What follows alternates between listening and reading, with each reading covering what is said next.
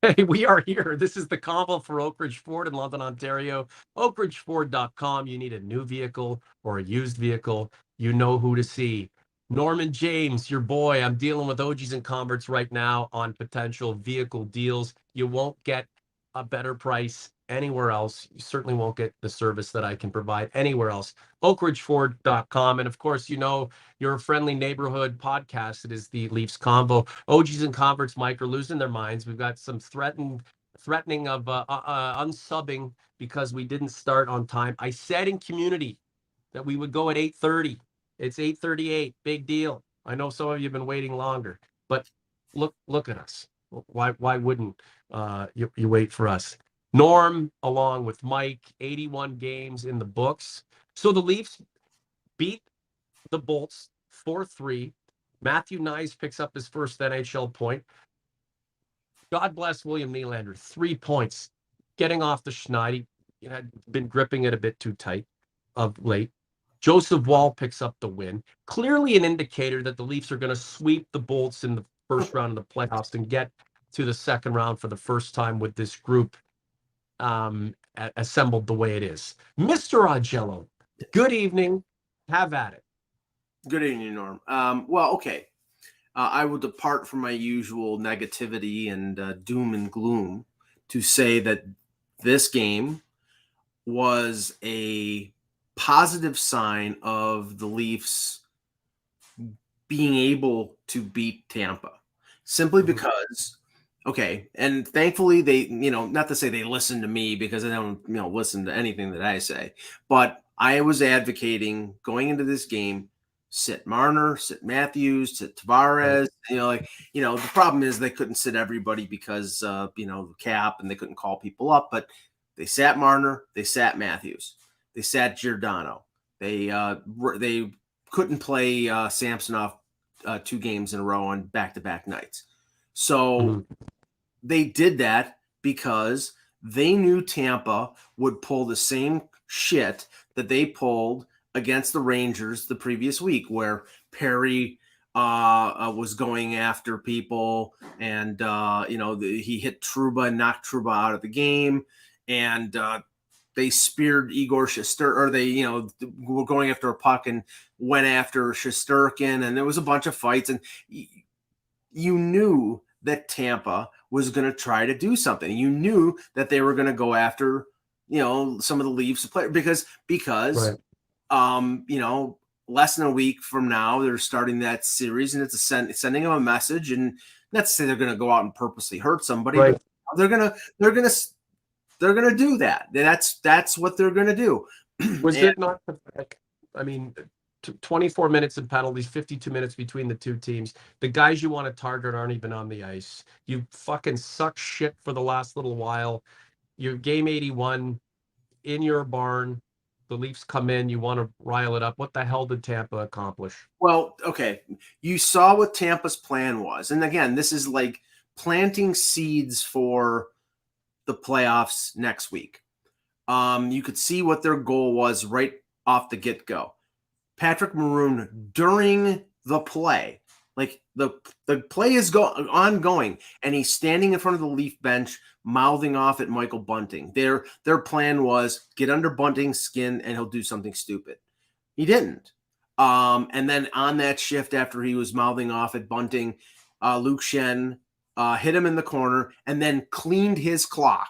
It was a fight. And scored a goal, Mike. Yeah, it was. The goal. The game was meaningless in terms of winning or losing.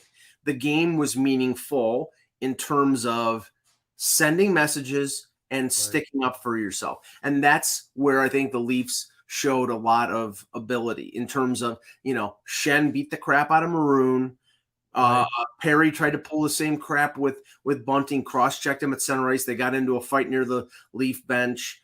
Morgan Riley hits Ross Colton with a hip check. They called him for interference. But again, the penalties, the game was meaningless. It was sending messages. And I think another message that was sent was Joseph Wall is a goaltender of the future. Now, I know that I was watching the ESPN broadcast and Brian Boucher was like, well, Sheldon Keefe, he's got some difficult decisions to make because Joseph Wall played fantastic. Joseph Wall's not playing in the playoffs unless both Matt Murray and paying much attention to the Maple Leafs, probably not a lot. Right? Well, I mean, they broadcast 2 straight games and they broadcast more than a few, but it's just like, Wall is a very good young goaltender. He's had a great year with the Marlies. He's played really well in 6 games with the Leafs. They're going with Samsonov. They're going with Murray before they're going to Joseph Wall. Not to say that Wall isn't capable. He is, but they traded for Murray and they signed Samsonov. One of them was going to be the starter, and only if both of them are injured would he be the guy. But he played fantastic. But the overall thing was this team stood up. You had enough sandpaper and guys like Achari and O'Reilly and McCabe blocking shots. It was a great effort by the Leafs. But again, the outcome of the game was absolutely meaningless. But the way the Leafs played was meaningful. This is the Convo Norm in London, Ontario. Mike in Cheektowaga, New York. The content sponsored for the month of April by our friends at Oak Ridge Ford, oakridgeford.com. We are moving Mavericks, F-150s, Explorers, Edges, Broncos, you name it, a major dealership with lots of deals for you. Reach out to me and get yours right now. 48 shots from the Lightning, 53% at the dot, 0 for 8 on the power play, 29 hits, 6 blocks, 10 giveaways. That's the Lightning. Our friend Colin M., the biggest Leaf fan amongst all of the converts. Tampa played a full playoff lineup, still lost at home. Mike, you've given us your thoughts. To me, it seems like a rather anemic effort from a team that may be showing its wear. And the Leafs, again, with a reduced lineup last night, without throwing the knuckle dragger Simmons in there. And I'm only saying that because that's what he kind of does right now. And he's unfortunately kind of castigated and typecast as that when he's more than just a fighter. But he wasn't in there to clean anybody's clock. I can't say I'm overly impressed with what Tampa showed last night. And it doesn't seem like to me that they are holding cards to the vest and there's some big unveil coming next week. This is who they are. And it looked to me last night that the Leafs said, fuck you, we're ready to go. Well, I'll say this, and you know me here now, the cautious and negative Mike Augello. That's okay. That's why we kind of love you. Yeah. Now, I mean, yes, Vasilevsky let in a bad goal by Nylander, 5-hole. He let Luke Shen beat him from long range. He was mortal yesterday. Maroon gets hurt. Hedman makes a bad giveaway. This was not the team that, for the first 5 games of the series last year. Mike, not sorry to interrupt you. Has Tampa been the team that we all revere? Have they been of late, Mike? And is that more of an indicator of no, they aren't that team any longer, other than, you know what, wait till the playoffs start and they're going to be reinvigorated just like they were the last several years. At some point you start to decline. Maybe it's happening. They're always that team. I don't care if they're playing under 500 since the trade deadline, which they have been. They've shown that they're mortal. They're, like I said, Vasilevsky looked very average yesterday. Hedman made a giveaway. I don't care. The attitude that the Maple Leafs have is this is the 2-time Stanley Cup champion. This is the 3-time Eastern Conference champion. We've got to step on their neck and kill them. You cannot underestimate. You cannot depend on them dropping the sword and laying the side down. That is not the way you approach it. And what 100%. Go ahead, Mike. Yeah, no, if they do that, they do that at their own peril. The same thing that happened to them against Montreal and against Columbus and against Tampa, who they were just as good as last year and had home ice advantage and lost to a team that they should have beaten. This time, they're better than they were last year and Tampa's weaker. But until the Leafs, I keep saying this, until the Leafs show me that they can beat them, I'm not going to believe it, because every time over the last 6 years, when you think that they have a chance to win, they drop the ball. And they like, Right. I think the goaltending is better. I think the defense is better. I think the forwards are better. They're deeper. They're more talented. They're motivated. Okay, then do it. Show Yeah. me. Because Yeah. until The improvements provide no assurance. right. Mike, until it's reality, it's only a belief. And I do not blame the OGs and converts and at large the Leaf fan base, many of them, millions of them perhaps, being optimistic that this is the year for a variety of factors. But until it's reality, it's simply a belief. David Hayna, we don't blame you, Mike, to be a little jaded, but we love the Leafs and we'll ride or die with them. Before you jump on that, David, I know you're driving a nice Bronco Sport right now. Let's trade it in. You're in London now. Come on, trade it in, and let's get you some great value and put you into something a little bit nicer. You can certainly use your vehicle for somebody looking for a pre-owned who's on a tighter budget. Mike, you should be. We're all ride or die. Like we're not doing the Canadians convo or the Predators convo because we're sick and tired of the Leafs not getting through the first round. We're all ride or die. You don't have to wave pom poms and be eternally optimistic and just wear jerseys and be overly jingoistic to be a ride or die. You don't wear the jerseys. You put them back here. You put them Now, on the wall. one of the one thing. Okay, they beat Florida. Florida was very motivated to win that game because of their playoff situation, and you had a great performance by Samsonov in the OT winner from Tavares, and then they beat Tampa. But what do those two games portend in terms of the Leafs? The problem is that they gave up 46 shots against Florida and 48 shots against Tampa.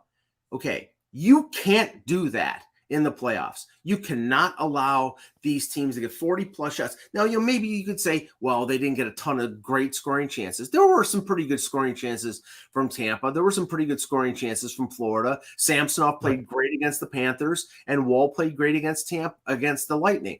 You've got to limit shots. Now, one of the commentators said something that made a whole bunch of sense. Nobody was blocking shots yesterday. Nobody wants to get hurt except for Jake McCabe. Yeah, the Leafs had 17 block shots. Yeah, they're not going to risk getting in. I was actually saying to myself, it's like, what is McCabe doing? It's like, this is a game that means nothing. Don't block shots and risk getting hurt. But in the playoffs, you're going to block. It seemed like something to Tampa last night, the way they played and what they were trying to do. Yeah, well, Tampa was very direct and single-minded in their purpose. They were, and I'm not saying they were going out trying to tear somebody's ACL, but what they were trying to do was inflict some pain on the Leafs. And if you want to take the pain meter from that game, the Leafs dished out more than Tampa. Maroon got hurt. It was not from a cheap play. Ross Colton got hurt.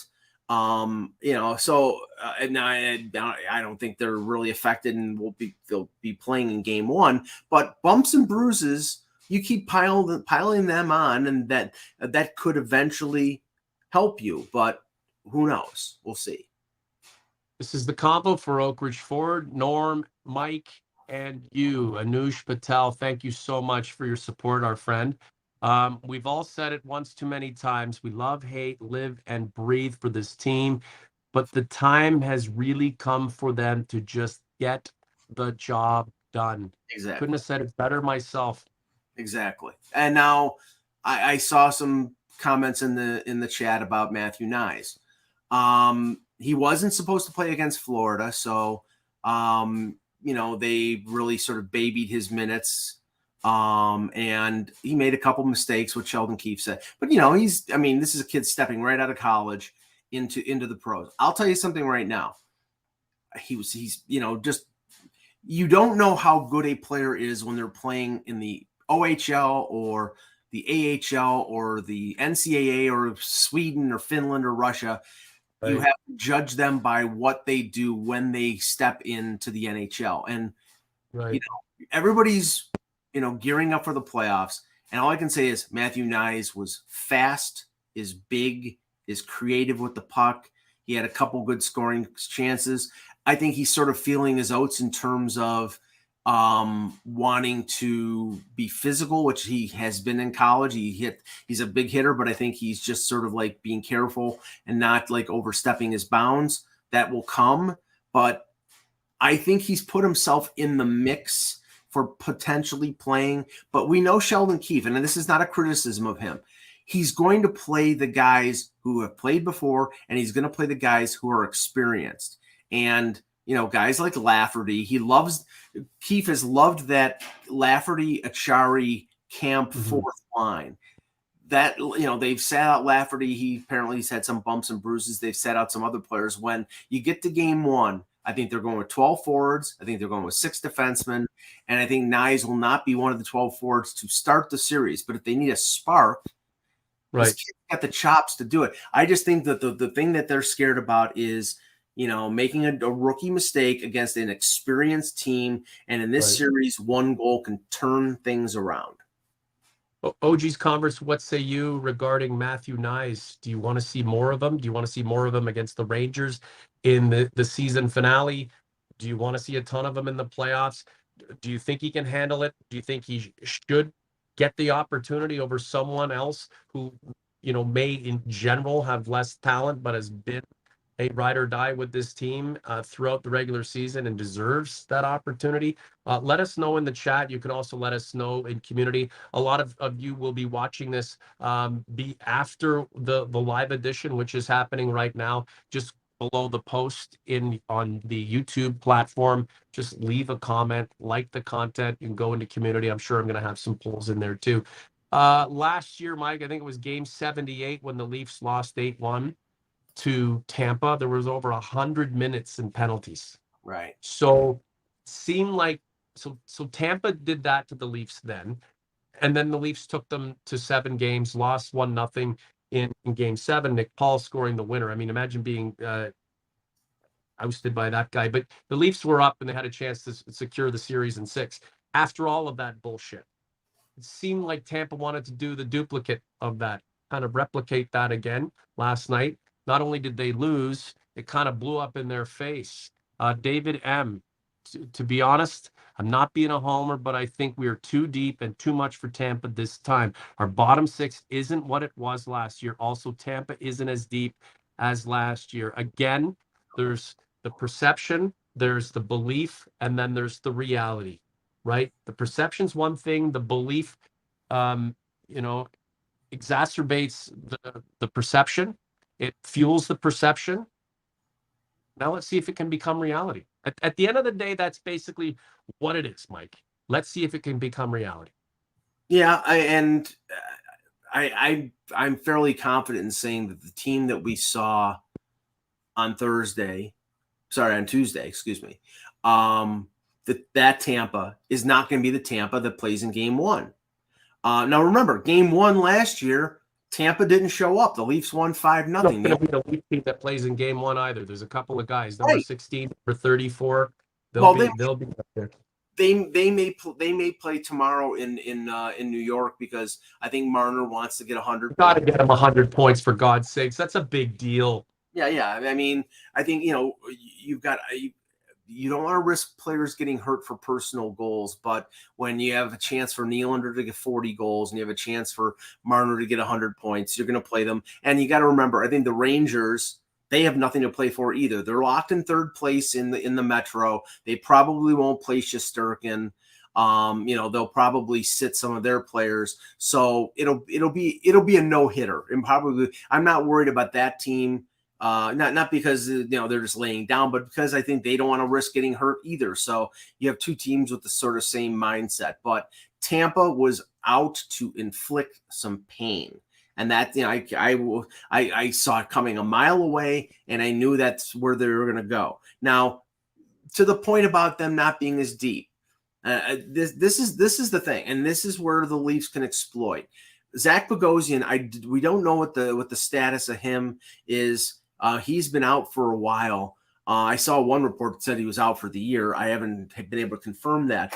But right now, like over the last few years, especially during their cup years, the Lightning have played Jan Ruda with Victor Hedman. Jan Ruda is an average NHL defenseman covered up by the greatness of Victor Hedman. Well, Jan Ruda is no longer there anymore, and they're playing Darren Radish, who is a borderline NHLer at best, with Hedman, which means Hedman's got to work more, and that's a potential to open up opportunities. So their defense without Ruda, without McDonough, now without Bogosian, they're not as deep. They were looking to add defense at the deadline. The Leafs added Shen. The Leafs added McCabe.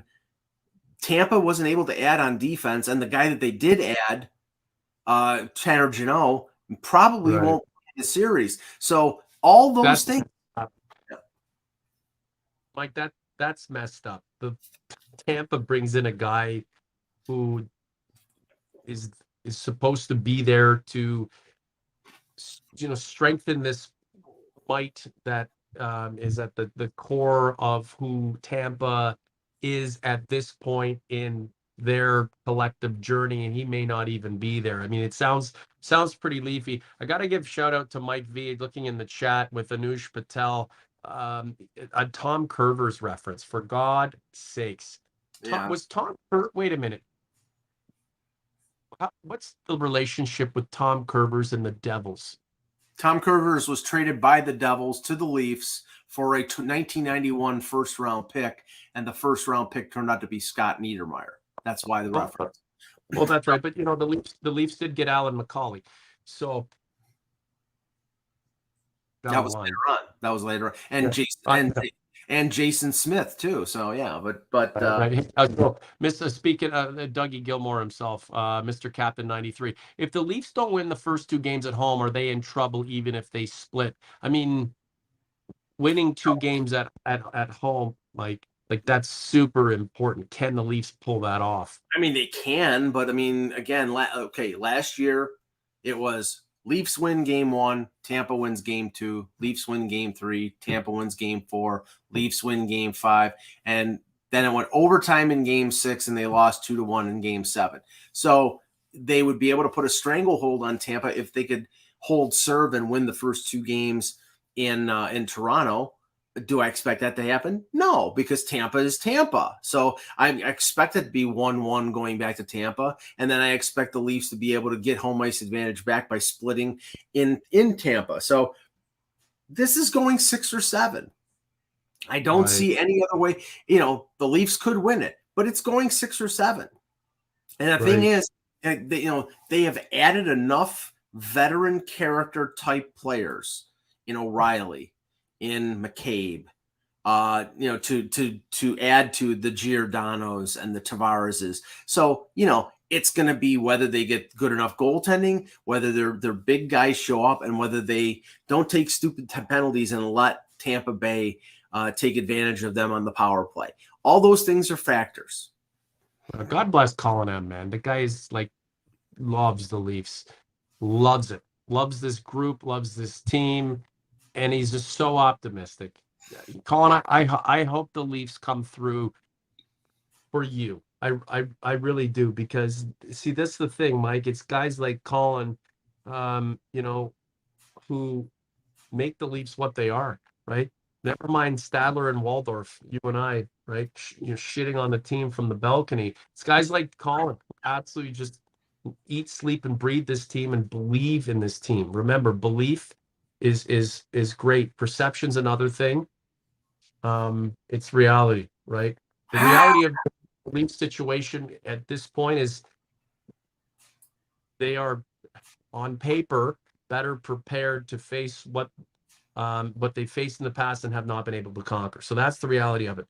The major reality that we're all waiting to find out the result of is in 2-3 weeks' time, whether all of the moves, all of the hope, all of the belief, all of the perception comes to fruition, and this team is able to get through the second round, and then it would be on to take on Mount Boston. That's another set of issues and challenges in and of itself. But for a lot of us, just winning the first round will be such a weight off the shoulders of ourselves as fans, but most importantly, the organization.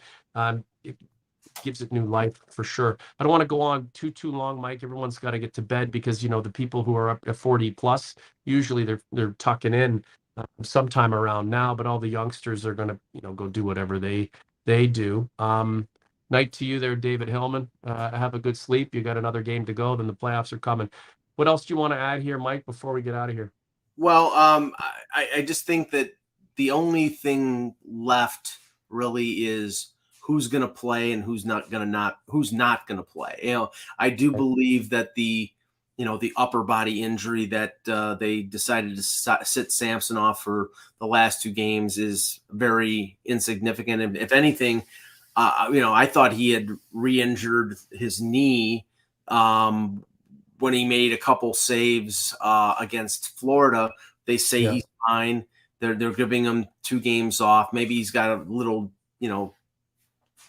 a little small type of injury. I think right now all they're doing is nursing the bumps and bruises. They're going to need all these guys playing at an optimum level for them to beat Tampa. I expect Samsonov to start game 1. I expect Lafferty to be back in. If they do have to play somebody in place of Lafferty, I really think it's going to be Wayne Simmons over Matthew Nyes, simply because then Wayne Simmons counters what Tampa has on those bottom lines. I'm not saying that Nyes won't play in the series, but I think that he won't start the series. And on defense, I think they're going to go at 6. I think there's no doubt in my mind after the performance of Schenn against his old team that Schenn will be in the lineup because they need that physicality there and that guy to drop the gloves if necessary or push back against the Lightning. I can't believe we're considering him as an option. Like, really, why the hell else would you have brought him in? Right. Now, I think the only question is whether they go 11-7 or they go 12-6. I think they're going to go 12-6, but if they think that Lafferty can't play and they don't think that they need Simmons in the lineup, then they could go 11-7 and have Liljegren be the 7th defenseman or have Schenn be the 7th defenseman and play limited minutes. But I do think that ideally they want to play 12-6, and that will be the interesting thing.